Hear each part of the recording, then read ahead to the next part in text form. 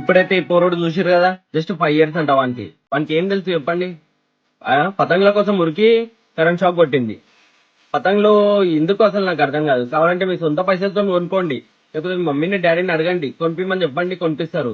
అంతేగాని పతంగ పడుతుంది కదా అని చెప్పి ఉరుక్కుంట పోయి పానం మీకు తెచ్చుకోండి. పిల్లలు మెయిన్ ఫస్ట్ పిల్లలకు చెప్పండి. పిల్లలు ఇట్లా చేస్తారు. పిల్లలతోటి పెద్ద నెత్తి నొప్పి అయిపోతుంది ఇంట్లోకి.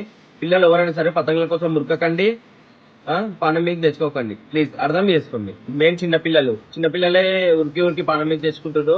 ఎందుకంటే చిన్నపిల్లలకి అంత మైండ్ కూడా కరెక్ట్ ఉండదు. వాళ్ళకి ఏం కావాలి, ఏం పతంగులు కావాలి, మాంజాలు కావాలి, అదే కావాలి. పైన పతంగ పడితే ఉరుకుతారు. సైడ్కి ఏముంది చూసుకోరు, ముంగట ఏముంది చూసుకోరు. ముంగట నుంచి ఏ బండి వస్తుంది, సైకిల్ వస్తుందా, బండి వచ్చింది గుద్దుతా, ఏం తెలియదు. ఏం చూసుకోరు, ఉరుకుతారు. ముంగట వచ్చి గుద్దేస్తారు, లేకపోతే గుంతల పడతారు.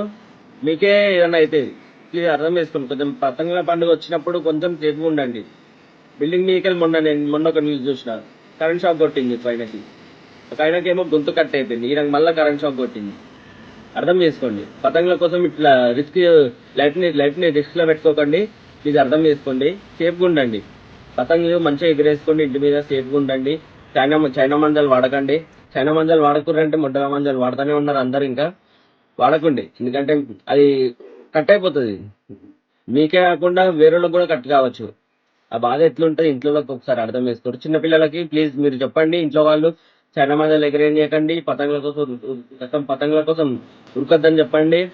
మీ జాగ్రత్త తీసుకోండి, ప్లీజ్ అర్థం చేసుకోండి. సరేనా? Once again happy Sankranti. Be safe, మంచిగా ఎగరేసుకోండి.